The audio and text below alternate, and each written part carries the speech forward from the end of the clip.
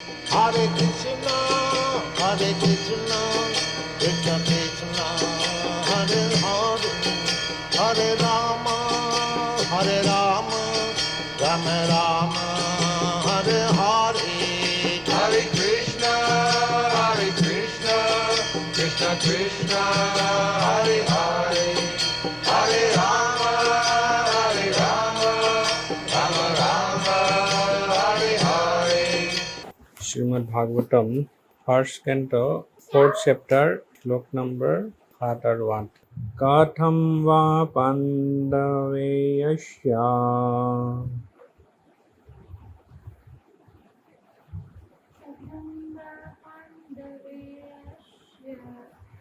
rajarshi munina saha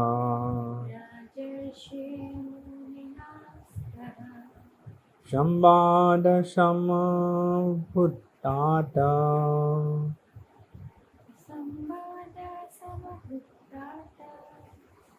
Jaitrasha sadvati sruti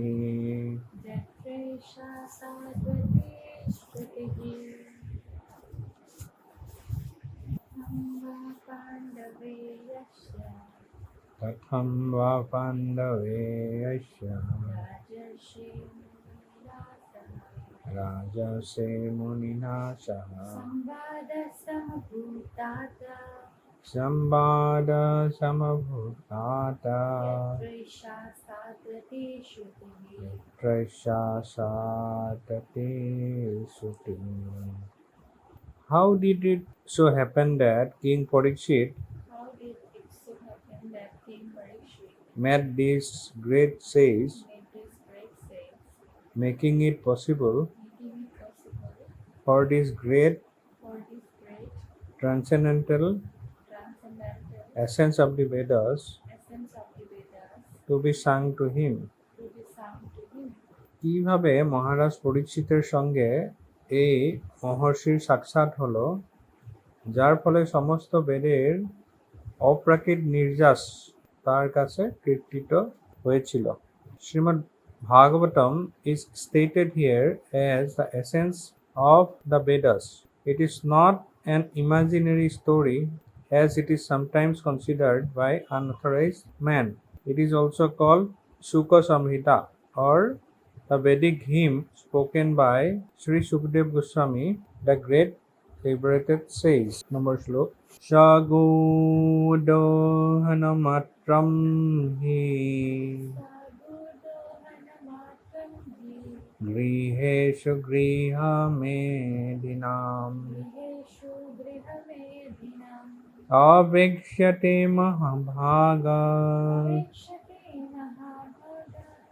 Tirthi kurvam stad ashramam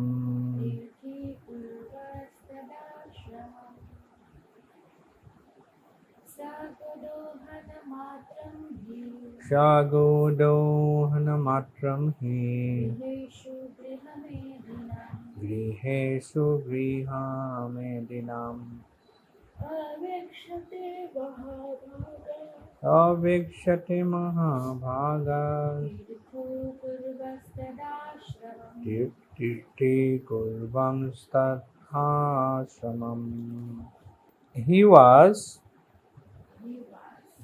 accustomed to stay at the door of a householder only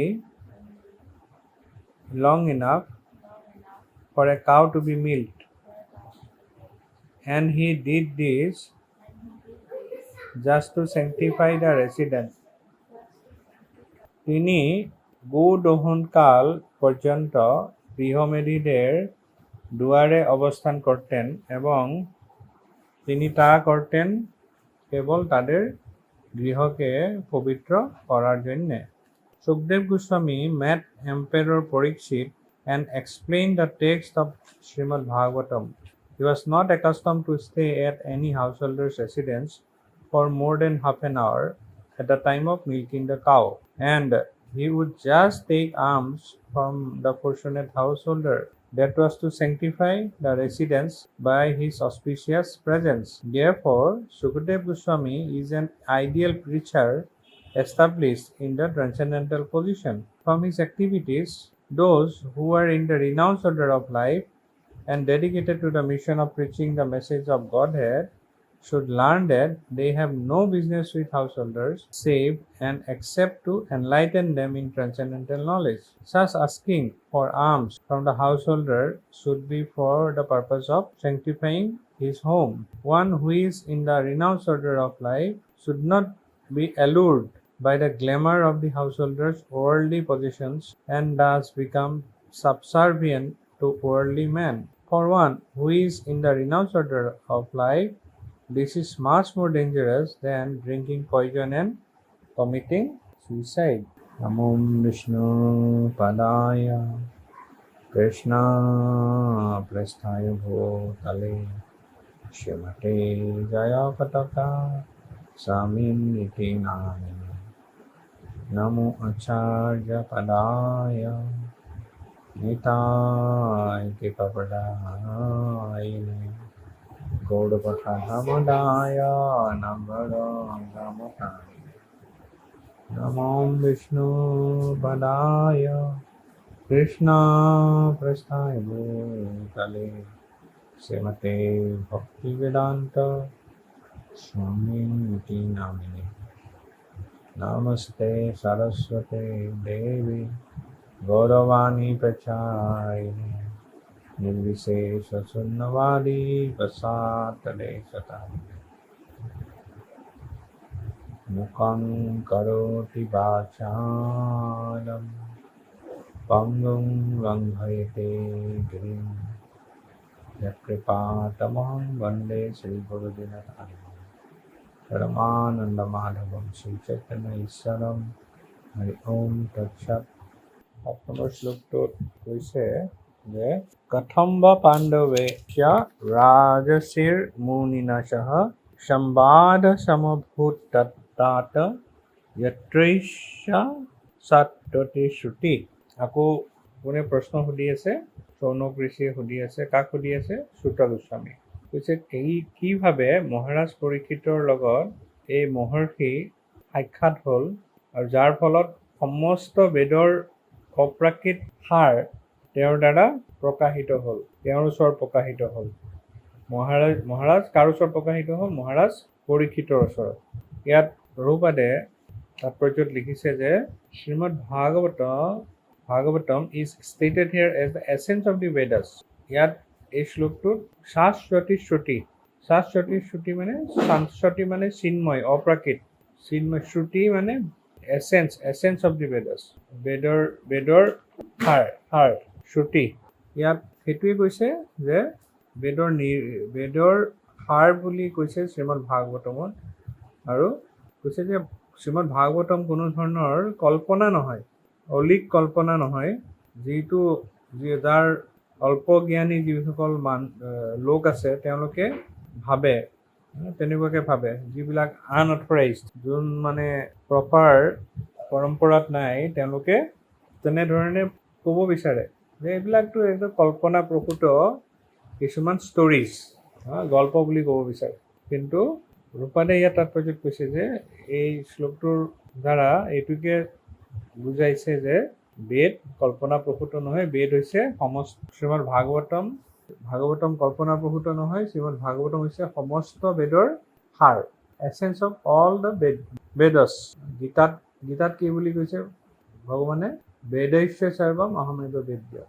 যিমান বেদ আছে, সমস্ত বেদৰ পৰা জানিবলগীয়া যিমান বেদৰ জ্ঞান আছে, সমস্ত জ্ঞানক মিলাই তাৰ সাৰটো কি? মোক জানিবলৈ। মোক যদি জানিবলৈ ডাইৰেকশ্যন নাই, তেনেকুৱা ধৰণৰ জ্ঞান যদি হোৱা নাই, তেন্তে সেইটো বেকাৰ।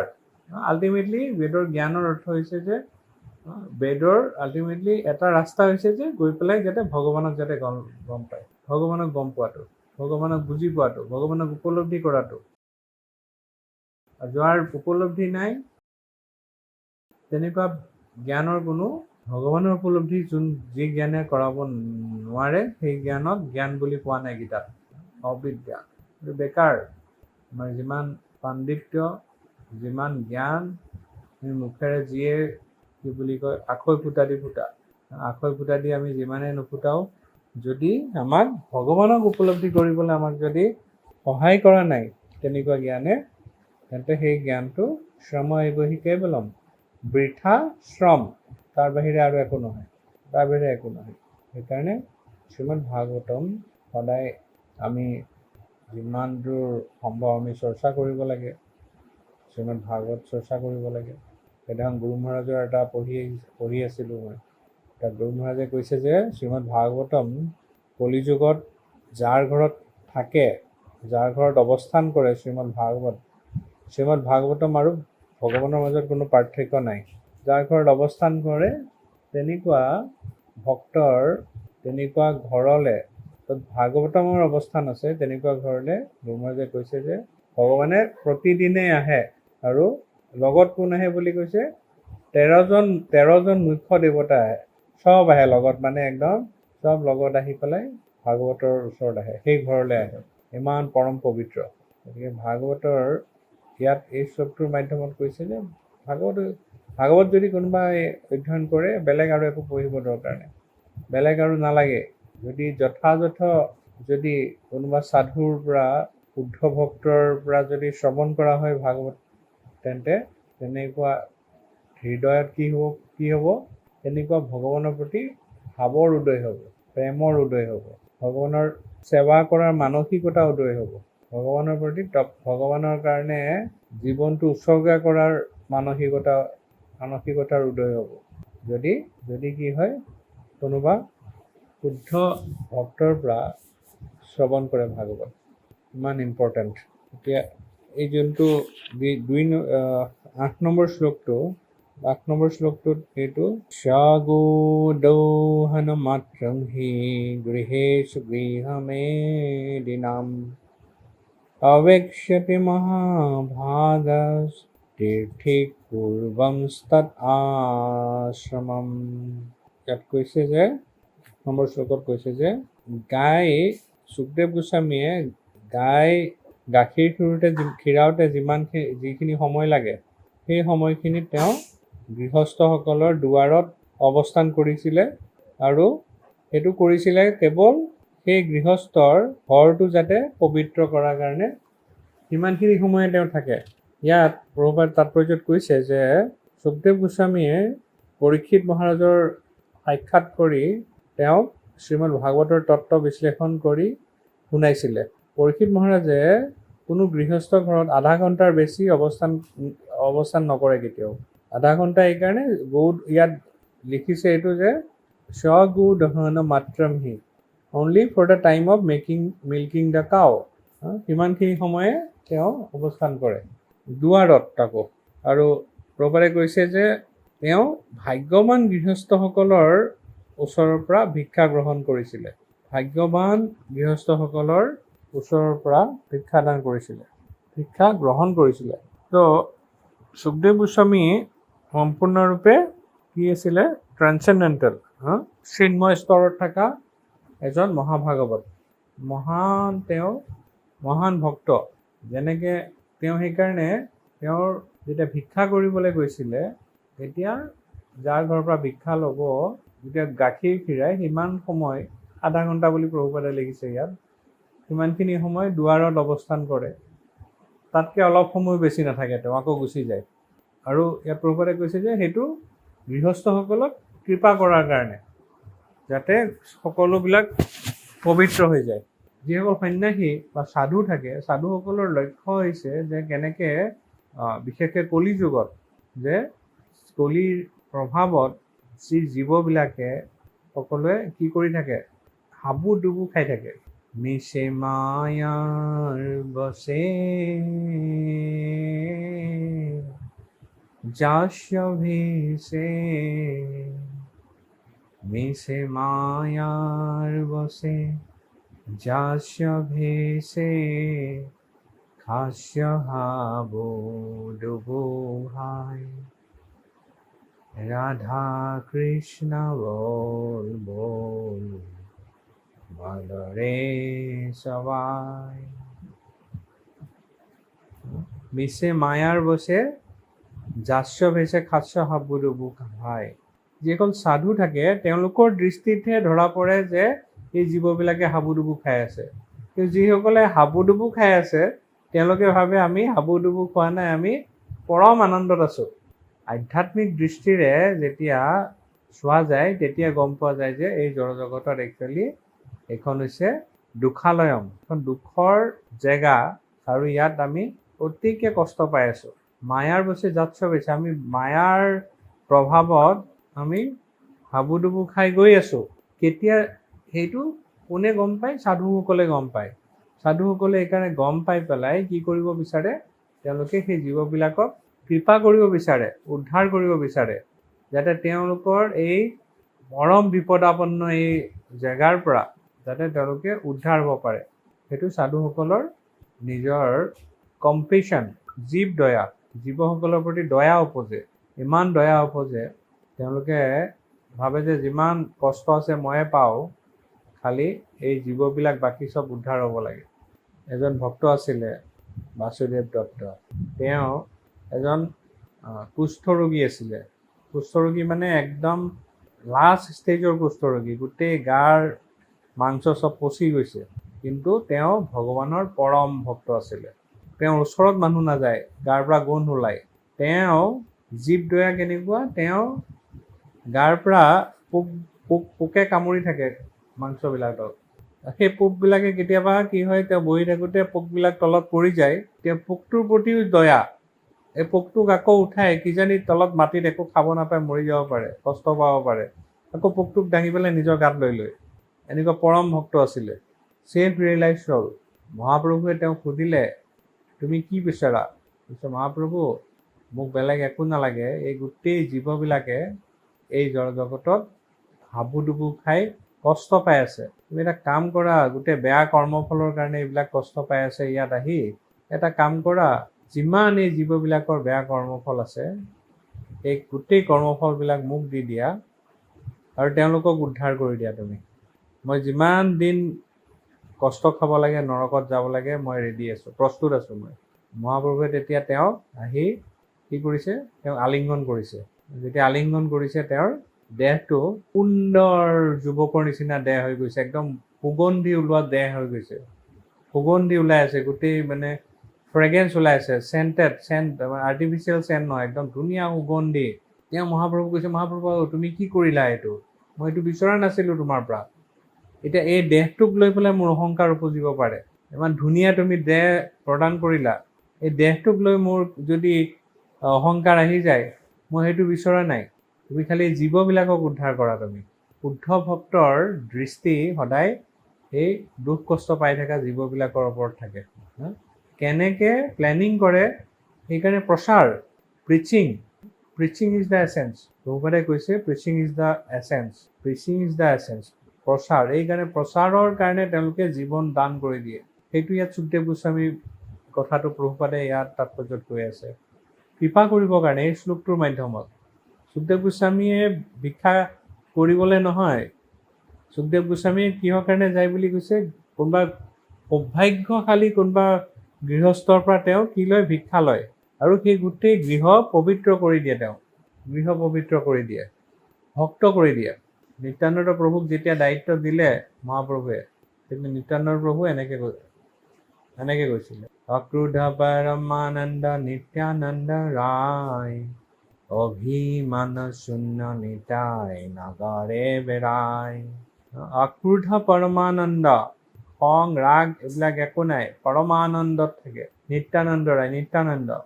অভিমান্য শূন্য নিতাই, অভিমান মানে ইগ', অভিমান শূন্য, জিৰ', কোনো ইগ' নাই। অভিমানো শূন্য নিতাই নগৰে বেড়ায়। নগৰে বেড়ায় মানে গোটেই ঘৰে ঘৰে যায়। গৈ পেলাই কি কৰিবলৈ যায়? ঘৰে ঘৰে। যাৰে দেখে তাৰ তহে দন্তে তৃণ ধৰি, আমাৰে কিনিয়া লহ ভজ গৌৰ হৰি। যাকে দেখে তাৰে কহে, যাকে দেখে তাকে তেওঁকে কয়, কি কয়? তুমি মোক কিনি লোৱা, এবাৰ মাত্ৰ গৌৰ হৰি নাম কোৱা, মহাপ্ৰভুৰ এবাৰ নাম লোৱা, হৰে কৃষ্ণ কৃষ্ণ কৃষ্ণ হৰে হৰে, হৰে ৰাম ৰাম ৰাম হৰে হৰে। এবাৰ হৰে কৃষ্ণ কোৱা, এবাৰ গৌৰ হৰি নাম লোৱা, আৰু মই তোমালোকৰ ওচৰত মই দাস হৈ যাম, মই নিত্যানন্দ প্ৰভু ইমান কৃপা কৰিবলৈ যায়, নগৰে বেড়ায়। সুখদেৱ গোস্বামীয়ে যেনেকৈ নগৰে বেড়াই আছিল, ঘৰে ঘৰে গৈছিলে, যিসকল ভাগ্যৱান, মহাভাগ্যৱান। অধম পতিত জীৱেৰ দ্বাৰ দ্বাৰ গিয়া, হৰি নাম মহামন্ত্ৰ দেল বিলায়া। অধম পতিত জীৱেৰ দ্বাৰ দ্বাৰ গিয়া, কোন গৈছে দ্বাৰে দ্বাৰে, দুৱাৰে দুৱাৰে কোন গৈছে? নিত্যানন্দ প্ৰভু। অধম পতিত জীৱেৰ দ্বাৰ দ্বাৰ গিয়া, হৰি নাম মহামন্ত্ৰ দেল বিলায়া। হেন অৱতাৰ যেন ৰতি না জন্মিল, লোচন বলে সেই পাপী এল আৰ গেল। তেনেকুৱা এজন নিত্যানন্দ প্ৰভুৰ কৃপালু, মাৰ খেয়ে প্ৰেম দিয়ে মন দয়ালটো নাইহে। মাৰ খাই পেলাই যোনে প্ৰেম দিয়ে, কি প্ৰেম দিয়ে? কৃষ্ণ প্ৰেম বিলায়। তেনেকুৱা এজন মহান অৱতাৰৰ প্ৰতি কাৰোবাৰ যদি ৰতি নাহিলে, তেন্তে লোচন বোলে সেই পাপী আৰ গেল। কৈছে যে তেনেকুৱা পাপীৰ আৰু লাভ নাই, আৰু এইটো আহিলে আৰু গ'ল, কোনো লাভ নাই তেনেকুৱা পাপী। প্ৰচাৰ মহাপ্ৰভুৰ আছিলে, পৃথিৱীতে আছে যত নকৰাদি গ্ৰাম, সৰ্বত্ৰ প্ৰচাৰ হৈবে মোৰ নাম। যিমান নগৰ আদি গাঁও যিমান পৃথিৱীত আছে, কৈছে যে চবতে মোৰ প্ৰচাৰ হ'ব। অকল প্ৰচাৰৰ ওপৰত, প্ৰচাৰ কেতিয়া কৰিব? যেতিয়া জীৱসকলৰ প্ৰতি দয়া উপজিব। দয়া কেতিয়া উপজিব? যেতিয়া নিজে ৰিয়েলাইজ কৰিব। কেতিয়া ৰিয়েলাইজ কৰিব? নিজৰ যেতিয়া হৃদয়ত আত্মজ্ঞান প্ৰকাশিত হ'ব, দিব্য জ্ঞান প্ৰকাশিত হ'ব। দিব্য জ্ঞান কেনেকৈ প্ৰকাশিত হ'ব? দিব্য জ্ঞান প্ৰকাশিত হ'ব কোনোবা সাধু গুৰু বৈষ্ণৱৰ আশীৰ্বাদত, কৃপাত, সংগত প্ৰকাশিত হ'ব। গতিকে আমি দেখা পাওঁ, এনেই সন্ন্যাসীসকলে গৃহস্থৰ সংগ নকৰে সাধাৰণতে। মহাপ্ৰভু খুব ষ্ট্ৰিক্ট আছিলে। আমি জানো প্ৰতাপৰুদ্ৰ, পুৰীৰ ৰজা প্ৰতাপৰুদ্ৰক মহাপ্ৰভুৱে বহুত ৰিকুৱেষ্ট কৰাৰ পিছতো লগ ধৰা নাছিলে। কাৰণটো কি? তেওঁ আছিলে ৰজা। কৈছে বিষয়ী মই সাক্ষাৎ কৰিব নোৱাৰোঁ। প্ৰতাপৰুদ্ৰই তেতিয়া মহাপ্ৰভু আৰাম কৰি আছিলে প্ৰসাদ লোৱাৰ পিছত। প্ৰতাপৰুদ্ৰই তেতিয়া ৰাজসিক চব বস্ত্ৰ চব পৰিত্যাগ কৰি সাধাৰণভাৱে আহি মহাপ্ৰভুৰ সেৱা লৈছিলে, সেৱা কৰিছিলে মহাপ্ৰভুৰ। আৰু মহাপ্ৰভু তেতিয়া খুব সন্তুষ্ট হৈছিলে। প্ৰতাপৰুদ্ৰই কি গাইছিলে? ভাগৱতৰ গোপী গীত গাইছিলে। জয়াতিতে ধিকাম জন্মনা ব্ৰজা, জয়তাই বিৰাট শাশ্বতত্ৰয়ী। মহাপ্ৰভু সন্তুষ্ট হৈ পেলাই কৃপা কৰিছিল, কৃষ্ণ প্ৰেম প্ৰদান কৰিছিলে প্ৰতাপৰুদ্ৰ।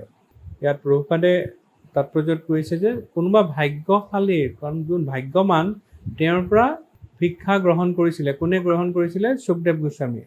ভগৱানৰ ভক্তক কিবা দান কৰিবলৈও নিজৰ স্বীকৃতি থাকিব লাগিব। এনেই স্বীকৃতি নাথাকিলে দান কৰিব নোৱাৰে। ভগৱানৰ সেৱাৰ কাৰণে তাতে ঘৰত আহিছে, সুখদেৱ গোস্বামীৰ নিচিনা মহাভাগৱত যেতিয়া গৃহত আহে, সুখদেৱ গোস্বামীৰ নিচিনা মহাভাগৱত যেতিয়া গৃহত আহে, ঘৰত আহে, সেইটো জানিব লাগিব যে সেই গৃহ পৰম পবিত্ৰময় হৈ যায়। যেদিনে গৃহে কীৰ্তন শুনি, গৃহতে গোলোক ভায়া। পৰম পবিত্ৰ হৈ যায় যেতিয়া সাধু আহে কাৰোবাৰ ঘৰত। অনেক পুণ্যেৰ ফলে বৈষ্ণৱ আসেন ঘৰে। বহুত পুণ্যৰ ফলত, স্বীকৃতিৰ ফলত কোনোবা বৈষ্ণৱ সাধু কাৰোবাৰ ঘৰত আহে, ইমান সহজ নহয়। আৰু দান কৰাটো স্বীকৃতি লাগিব, পৰম স্বীকৃতি লাগিব, ভাগ্যৱান হ'ব লাগিব। প্ৰভুপাদে যেতিয়া আৰম্ভণিত চেষ্টা কৰিছিলে প্ৰচাৰত, কৃষ্ণ ভাৱনামৃত প্ৰচাৰ কৰিবৰ কাৰণে, বহুতৰ ঘৰত চকীদাৰেই সোমাব নিদিয়ে, বাহিৰৰ পৰা, গেটৰ পৰা নাই বুলি কৈ দিয়ে। আৰু প্ৰভুপাদে কৈছে যে কিছুমান ব্যক্তি যোনে একো বুজি নাপাব পাৰে কৃষ্ণ ভাৱনামৃত, অন্তৰ খুলি পেলাই দান কৰে, তেওঁলোক ভাগ্যৱান। প্ৰভুপাদে কৈছিলে এবাৰ যে কোনোবাই যদি কৃষ্ণ ভাৱনামৃত প্ৰচাৰৰ কাৰণে পৰম বৈষ্ণৱক যদি 1 অনাও যদি দান কৰিছে, তেন্তে কৈছে যে তেওঁ যিয়ে নকৰক, তেওঁ মৃত্যুৰ পিছত যমলোকলৈ যাব নালাগে, নৰকৰ পৰা তেওঁক মুক্তি দিয়ে ভগৱানে। মৃত্যুৰ সময়ত ভগৱানে ভাবে যে ই মোৰ সেৱাৰ কাৰণে, মোৰ প্ৰচাৰৰ কাৰণে তেওঁ 1 অনা দান কৰিছিলে। ভগৱানে যিকোনো সেৱা সেইটো পাহৰি নাযায়, সেইটো থাকি যায়। সাধাৰণ ব্যক্তিয়ে, সাধাৰণ মানুহে এইটো পাহৰাটো স্বাভাৱিক। সেইকাৰণে উলিয়াই দিছে, উপকাৰীক অজগৰে খায়। আমি বাক্য ৰচনা কৰিছিলোঁ, উপকাৰীক অজগৰে খায়। বাক্য ৰচনা আহিছিলে পৰীক্ষাত। উপকাৰীক অজগৰে খায়, এইটো হৈছে জড়জাগতিক ভাষ্য, এইটো। ইয়াত আমি জড়জাগতিকভাৱে আমি যিমান সেৱা কৰিবলৈ আমি চেষ্টা কৰিম ভগৱানক, আমি সন্তুষ্টি, জড়জাগতিক মানুহক, ব্যক্তিক সেৱা কৰিব চেষ্টা কৰিম, আমি যিমানেই চেষ্টা নকৰোঁ, শেষত আমি তাৰ পৰা যিটো আশা কৰিম, সেই আশাটো কেতিয়াও তাৰ নিগেটিভহে হ'ব, পজিটিভ একো নহয়। চবৰে ফ্ৰাষ্ট্ৰেশ্যন হয়। এজন ডাঙৰ পলিটিচিয়ানে কৈছিলে মোক যে আমাৰ যিটো কাম, এই গোটেই কামটোৱে আমাৰ থেংকলেছ জব। আমি যিমান সেৱা কৰোঁ, যিমান ৰাইজৰ সেৱা কৰিবলৈ চেষ্টা কৰোঁ, ৰাইজৰ আশাটো সিমানে বাঢ়ি গৈ থাকে, আল্টিমেটলি তেওঁলোকে আমাক বেয়া পোৱা হয়। তেওঁলোকৰ it is very difficult to satisfy all the people all the time. এইটো সম্ভৱেই নহয় জড়জগতত। অকল সন্তুষ্ট কৰাৰ একমাত্ৰ ৰাস্তা হৈছে পৰমেশ্বৰ ভগৱানক। যোনে অকণমান আগতে ক'লোঁ, প্ৰভুপাদে কৈছে যে কোনোবাই যদি অকণমান যদিও ভগৱানৰ কাৰণে, প্ৰচাৰৰ কাৰণে, সেৱাৰ কাৰণে দান কৰিছে, তেন্তে তেওঁৰ নৰক যন্ত্ৰণাৰ পৰা তেওঁ মুক্তি লাভ কৰে। সেইটো ডাঙৰ কথা। গতিকে আমি আমাৰ জীৱনটো এনেকুৱাকৈ গঢ় দিব লাগে যাতে পৰমেশ্বৰ ভগৱানৰ সেৱাক আমি সহায় কৰিব পাৰোঁ। আৰু এই অধম যিসকল কষ্ট পাই আছে জড়জগতত, তেওঁলোকক যাতে কৃপা প্ৰাপ্ত হ'ব পাৰে, ভগৱানৰ সেৱাত তেওঁলোক যাতে আহিব পাৰে। প্ৰভুপাদে ইয়াত তাৎপৰ্য লাষ্টত এটা লিখিছে, যোনে ৰিনাউন্স সন্ন্যাস গ্ৰহণ কৰিছে, তেওঁ জড়জাগতিক গৃহস্থৰ জাগতিক যিবিলাক ঐশ্বৰ্য, সেই ঐশ্বৰ্যবিলাক দৰ্শন কৰি মোহিত হ'ব নালাগে, উচিত নহয়। আৰু জড়জাগতিক ঐশ্বৰ্যৰ দ্বাৰা মোহিত হৈ সেই বিষয়ীসকলৰ যদি অনুগত হয়, তেন্তে প্ৰভুপাদে কৈছে তেনেকুৱা সন্ন্যাস আশ্ৰম যিসকলে গ্ৰহণ কৰিছে, তেওঁলোকৰ কাৰণে এইটো বিষপান অথবা আত্মহত্যা কৰা সমতুল্য। One sannyasi who is in the renounced order of life should not be allured by the glamour of the householders, worldly positions, and thus become subservient to worldly men. এইটো হ'ব নালাগে। অকল তেওঁলোকৰ লগত সংগ কৰিব লাগে, কি কৰিবৰ কাৰণে, যাতে তেওঁলোকক কিবা প্ৰকাৰে ভক্তি জীৱনত আহিব পাৰে নেকি, তেওঁলোকে চেষ্টা কৰিব লাগে। চবে যে ভক্তি জীৱনত আহিব পাৰিব তেনেকুৱাও নহয়। কাৰণ ভগৱানে নিজে কৈছে, বহুনাম জন্মনাম অন্তে জ্ঞানবান মাম প্ৰপদ্যন্তে বাসুদেৱম সৰ্বমিতি চ মহাত্মা সুদুৰ্লভ। বহু জন্মৰ পিছতহে কোনোবাই জ্ঞানবান মাম প্ৰপদ্যন্তে। বহুত জন্ম লাগিব, গতিকে সকলোৱে যে ভক্তি জীৱন কৰিব পাৰিব সেইটো নহয়। যদি ভক্তি জীৱনৰ কোনোবা ৱেল উইচাৰো হৈ যায়, সেইটো তেওঁৰ কাৰণে স্বীকৃতি জমা হৈ যায়। কাৰণ আমি চেষ্টা কৰি থাকিব লাগিব।